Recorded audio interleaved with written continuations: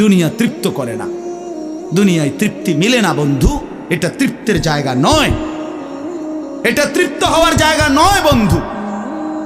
আল্লাহ তাআলা কোরআনে ওয়াদা দিছে, বান্দা জান্নাতে আইসো, তোমার আমি তৃপ্ত করে দেব, সুখে ভরে দেব। মা তাশতাহি আনফুসুকুম, যা দিল চাইবে বান্দা আমি সব দেব। তোমার চাওয়া শেষ হইলে ওয়ালাদাইনা মাজিদ, আমার কাছে আরো অগণিত আছে কোটি কোটি নিয়ামত, যেগুলো তুমি নামও জানো না, চিনো না বান্দা। তুমি চাও নাই, আমি আল্লাহ নিজের থেকে আরো কোটি কোটি দেব।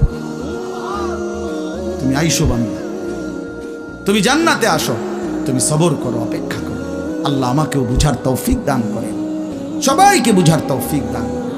আপনাদের এই মাহফিল আমি শুরু থেকেই বললাম কষ্টের আয়োজন। কষ্ট করে ভাবেন, নিজের ফিকির করেন, নিজের ভালো নিজের কল্যাণ ভাবতে শিখেন। আমি যে আয়াতগুলো পড়ছি এবার তর্জমা শোনেন, তাইলে আমার কথা শেষ। আয়াতগুলো মূল বক্তব্য হইল আল্লাহ তাআলা বলছেন এই পৃথিবী একদিন শেষ হবে, হাসরের মাঠ কায়েম হবে, মানুষগুলোর দুইটা অবস্থা হবে, কিছু আমার প্রিয় বান্দা হবে, কিছু নাফরমান বান্দা হবে। আল্লাহ তাআলা এই কথাটা খুব গুরুত্ব দিয়া কোরআনে বুঝাইছে, বান্দা এই রং রসের এই সৌন্দর্যময় পৃথিবী তোমার কাছে যত লোভনীয়ই মনে হোক, আকর্ষণীয় মনে হোক, তবে এটা নিশ্চিত যে তুমিও থাকবা না, দুনিয়াও থাকবে না। এই কথাটা মনে রাখো বান্দা। এটা যদি মনে রাখতে পারো তো জিন্দেগি সুন্দর হবে, জীবন সুন্দর হবে। এই জন্য কোরআনুল কারীমে আল্লাহ তাআলা খুব এই কথাটা বুঝাইতে চাইছে, বান্দা এই এত সুন্দর পৃথিবী দেখে তুমি যতই বিমোহিত হও, মুগ্ধ হও, তো মনে রাখো এটা থাকবে না, আমি একদিন ভেঙে ফেলব। ইদাস সামাউন ফাতারাত, আসমান ভেঙে চুরচুর হবে। বা ইদাল কাওয়াকিবুন তাসারাত, তারকারাজি খসে খসে পড়বে, পাহাড়গুলো উঠতে থাকবে তুলার মতো। ওয়া তাকুনুল জিবালু কাল ইহনিল মানফুশ ওয়া বুসাতিল জিবালু বাসসা, পাহাড়গুলো তুলার মতো উঠতে থাকবে, সাগর নদীর পানিগুলো টকবক করে উথরাইতে থাকবে। মা তার কোলের বাচ্চাকে ছুঁড়ে ফেলে দিবে, গর্ভবতী নারীর বাচ্চা নিজে নিজে বের হয়ে যাবে, সব মানুষ পাগলের মতো মাতালের মতো হয়ে যাবে। ইসরাফিল ফু দিবে, জমিনের মধ্যে ভূমিকম্প শুরু হবে, বিকট শব্দে আওয়াজ হবে। আল কারিআতু মাল কারিআ। আল্লাহ তাআলা এই কথাগুলো বহুভাবে বহু আয়াতে বুঝাইতে চাইছেন, বুঝাইয়া বলছেন, বান্দা একদিন তুমিও শেষ হবা, আমার এই সৃষ্টি জগৎ শেষ হবে, হাসরের মাঠ কায়েম হবে। তো এখানেও আল্লাহ তাআলা বলছেন, কাল্লা ইদা দুক্কাতিল আরদু দাক্কান দাক্কা, সাবধান বান্দা, মনে রেখো এই জমিন একদিন চূর্ণ বিচূর্ণ হয়ে যাবে। কি হবে বলেন না? ওইখানে একটা কথা আছে, লম্বা কথা, অতুহিব্বুনাল মালা হুব্বান জাম্মা। আল্লাহ তাআলা বলেন, বান্দা দুনিয়ার মাল আর সম্পদের ভালোবাসাটাকেই তোমরা খুব গভীরভাবে দিলের মধ্যে বসায় লাইলা। তবে মনে রাখো, দুনিয়াকে তুমি যত ভালোবাসো, যত মজবুত করো, যত বিল্ডিং, যত ফাইলিং, যত মজবুতই হোক না কেন, এটাই মনে রাখো আমি আল্লাহ এই জমিন, এই সৃষ্টি একদিন ভেঙ্গে চুরে তছনছ করে চূর্ণ বিচূর্ণ হয়ে যাবে। কাল্লা ইদা দুক্কাতিল আরদু দাক্কান দাক্কা। এরপরে হাসরের মাঠ কায়েম হবে।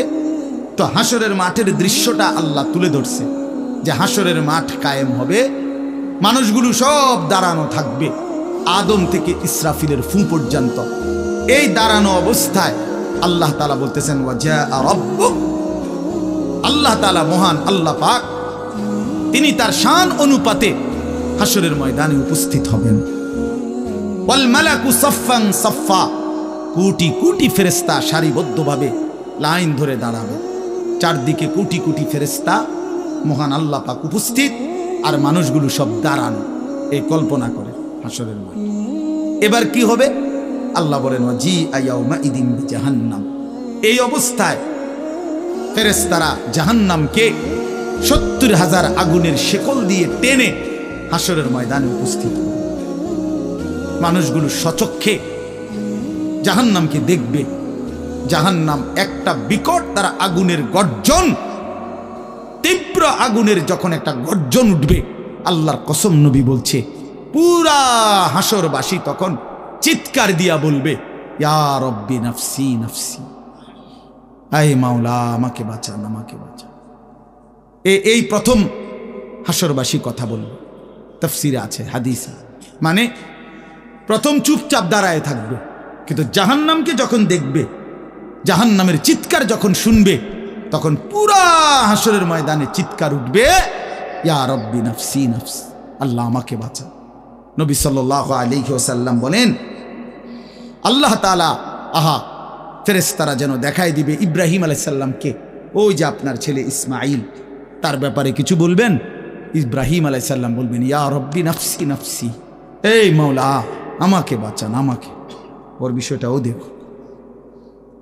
ইয়াকুব আলাইহিস সালাম, ওনার ছেলে ইউসুফ আলাইহিস সালাম, এটা সেই ছেলে 40টা বছর দুনিয়াতে যার জন্য উনি কাঁদছিলেন। ফেরেশতারা বলবো, ওই যে ইউসুফকে দেখা যায়, তার ব্যাপারে কিছু বলবেন। ইয়াকুব আলাইহিস সালাম বলবেন, ইয়া রব্বি নাফসি নাফসি, এই মাওলা আমারে বাঁচান, আমার।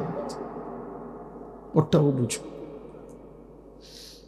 অজি আয়াউমা ইদিন বিজাহান্নাম, জাহান্নামকে হাসরের ময়দানে আনা হবে বন্ধু। বিষয়টারে তুমি আমি খামখেয়ালি মনে করো না বাপ। হাদিসের মধ্যে আছে, হযরত ইরবাজ ইবনে সারিয়া